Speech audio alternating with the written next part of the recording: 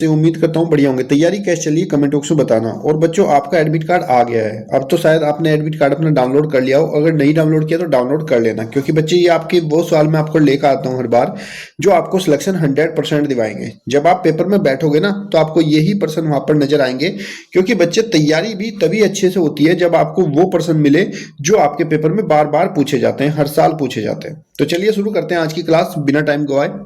और मैं क्वेश्चन को बहुत ज्यादा डीपली आपको एक्सप्लेन करके बताऊंगा, ताकि कोई क्वेश्चन आपको पेपर में ना अटके और इसके जैसा कोई भी सवाल हो आप बहुत आसानी से कर लोगे। चलिए देखते हैं क्वेश्चन नंबर फर्स्ट। वह कौन सी छोटी संख्या है जिसे 12, 15 और 20 से विभाजित करें और हर एक दिशा में 5 शेषफल बचना चाहिए। तो अगर पूछा जाए आपसे वह कौन सी सबसे छोटी संख्या, अगर सबसे छोटी संख्या पूछे और तो सबसे पहले आपको क्या करना है, जिन संख्या से हमें उसको विभाजित करना है इन संख्याओं को आपको एलसीएम निकालना पड़ेगा। लास्ट है 12, 15 और 20 का आप एलसीएम निकाल दोगे। एलसीएम निकालना कितने बच्चों का आता है मुझे कमेंट बॉक्स में बताओ।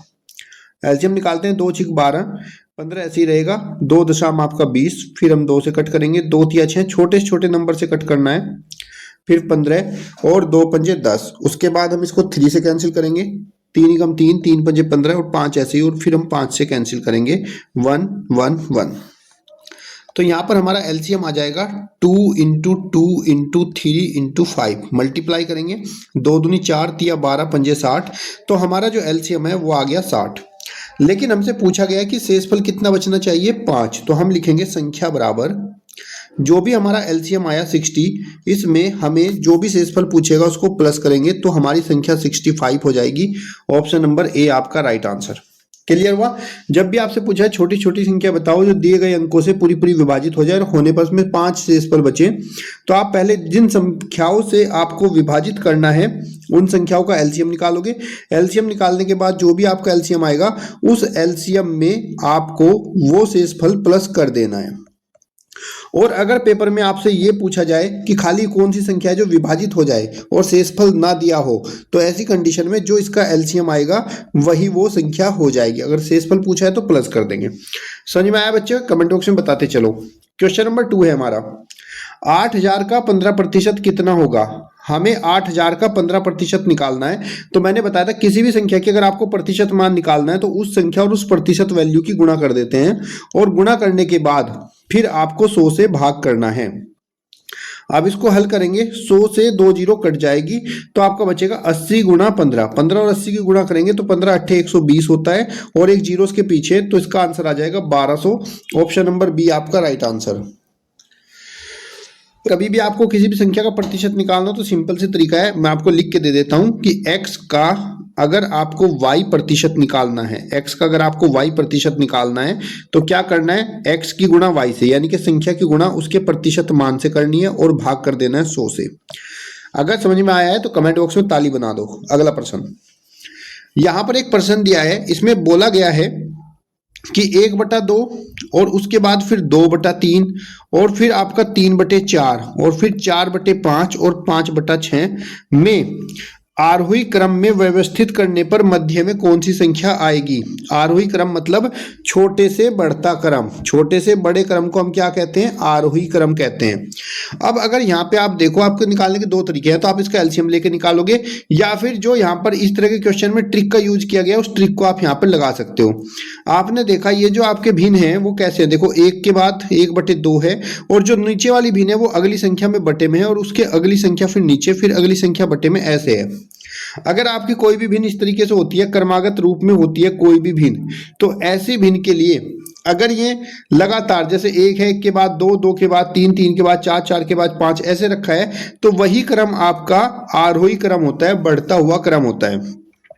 और इसने कहा कि बीच की संख्या बताओ, तो ये आरोही क्रम ही है, और बढ़ते हुए क्रम की बात करें तो बीच वाली संख्या आपकी कितनी हो जाएगी, 3/4। ऑप्शन नंबर बी आपका राइट आंसर हो जाएगा।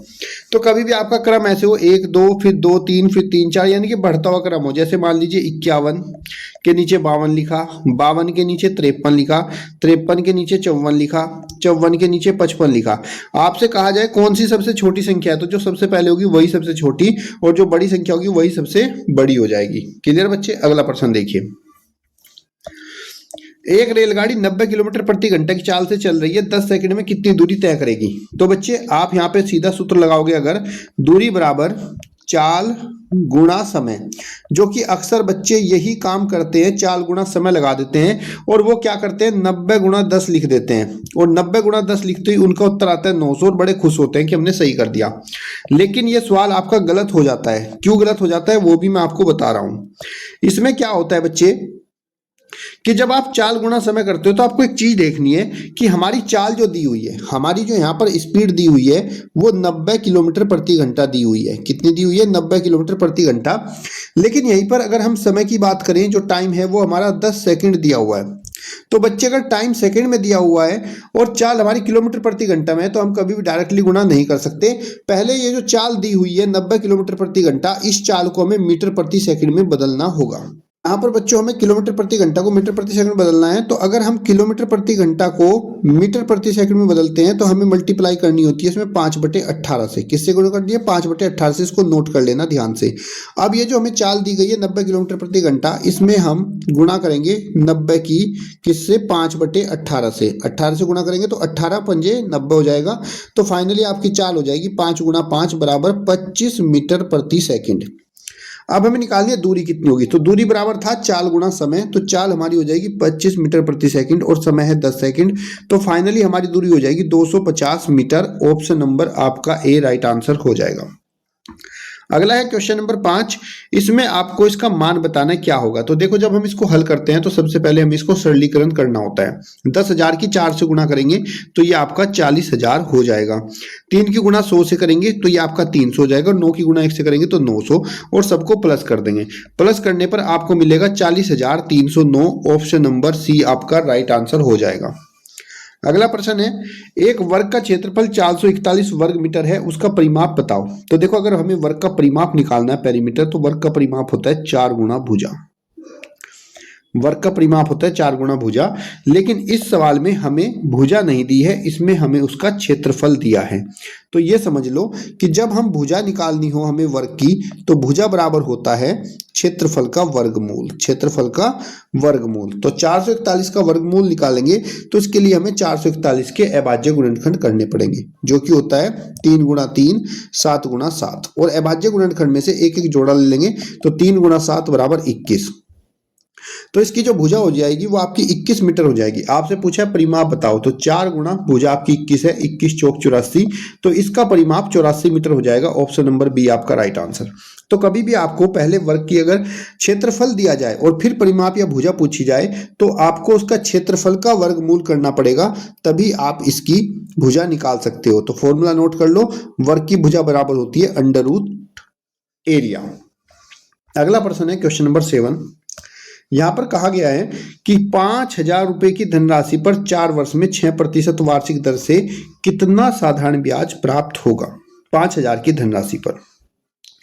अब देखो साधारण ब्याज बराबर होता है हमारा मूलधन गुणा दर गुणा समय डिवाइड बाय 100। अब ये मूलधन क्या होता है? जो धन जिस पर हम ब्याज लगाते हैं उसको हम मूलधन कहते हैं। पी से दर्शाते हैं, समय को टी से और दर को आर से। ये सारे मान यहाँ पे रखेंगे। मूलधन है हमारा 5,000, दर है 6% और समय है 4 वर्ष और भाग कर देंगे 100 से। हल करेंगे, दोनों जीरो से दोनों जीरो कैंसिल। 5 छक 30 चौका 120 और बची जीरो यहाँ लगा देंगे तो इसका ब्याज 1,200 रुपये हो जाएगा। ऑप्शन नंबर ए आपका राइट आंसर। अगला प्रश्न है 300 का 30% में से 200 का 20% घटाने पर क्या होगा। तो 300 का 30% लिखेंगे, 300 का मतलब होती है गुणा और प्रतिशत वैल्यू से गुणा करेंगे बटे में 100 माइनस 200 गुणा उसका प्रतिशत वैल्यू और भाग करेंगे 100 से। हल करेंगे 100 तिया 300 और 100 दूनी 200। तो 330 तिया कितना हो गया आपका 90 और 20 दूनी 40। 90 में से 40 गया 50, तो इसको घटाने पर हमें 50 प्राप्त होगा। ऑप्शन नंबर बी आपका राइट आंसर। अगला प्रश्न है आपका 125 गुणा 8 माइनस 100 भाग 4 प्लस 5 को सरल करने पर क्या मान मिलेगा। तो बच्चे जब बहुत सारे निशान एक साथ होते हैं तो हमें सबसे पहले भाग का निशान को हल करना होता है, फिर गुणा के निशान को, फिर जोड़ के निशान को और फिर घटा के। तो यहाँ पर पहले भाग का निशान देखो कहाँ पर है, इनके बीच में। तो आप 125 और गुणा 8 को ऐसे ही लिख लोगे और 100 से भाग करोगे 4 को। 4 से जब 100 को भाग करेंगे तो 25 चौका 100 होता है, तो 25 आएगा और प्लस में 5। उसके बाद भाग का काम खत्म हो गया। अब करोगे आप गुणा, तो 125 की 8 से गुणा करोगे, 125 अट्ठे आपका हो जाएगा 1000। कितना हो जाएगा? 1000 माइनस 25 प्लस 5। उसके बाद आपको उसको क्या करना है? घटाना है और जोड़ना है। तो 1000 में 5 जोड़ेंगे तो आपका 1005 हो जाएगा और फिर उसमें से 25 माइनस करेंगे तो फाइनली आपको उत्तर मिलेगा 980। ऑप्शन नंबर बी आपको राइट आंसर। तो जब भी आप ऐसा सवाल करें जिसमें अलग अलग निशान होते हैं तो पहले उसमें हल करना है आपको किसको? भाग वाले निशान को, जहां पर भी भाग दिया हुआ है। उसके बाद फिर आपको गुणा के निशान को, फिर प्लस के निशान को और फिर माइनस के। ऐसे करोगे तो आपका उत्तर कभी गलत नहीं होगा और इसी को हम बोर्ड मास कहते हैं। क्या कहते हैं? बोर्ड मास। अगला प्रश्न है, एक टंकी में 500 लीटर पानी है, यदि उसमें 15% पानी निकल जाए तो टंकी में कितना पानी शेष बचेगा? टोटल पानी कितना है? 500 लीटर। 500 लीटर निकला कितना पानी है ये देखो, निकला पानी तो 500 लीटर का कितना निकला है? 15%। चलो 500 का 15% निकाल लो। 500 गुणा 15 बटे में 100। 100 पंजे 500 तो 15 पंजे 75। 75 लीटर पानी निकल गया है। पूछा है कितना और शेष बचा, तो 500 में से 75 को माइनस कर दोगे तो बचेगा 425 लीटर। ऑप्शन नंबर बी आपका राइट आंसर। मुझे कमेंट बॉक्स में बताओ आपको ये क्लास कैसी लगी। और इस क्लास में आपको पहला पार्ट है क्लास का जिसमें 10 क्वेश्चन कराऊंगा। अगली क्लास में बच्चे ओबीएस के 10 क्वेश्चन आपको अगली क्लास में मिलेंगे, क्योंकि बच्चे क्लास ज्यादा लंबी होने से बच्चों को आलस आता है और मैं नहीं चाहता आलस में किसी बच्चे का कोई सवाल छूटे। तो बस आप हर दिन एक एक पार्ट करिए और 100% सफलता आपको जरूर मिलेगी। तब तक के लिए धन्यवाद। जय हिंद।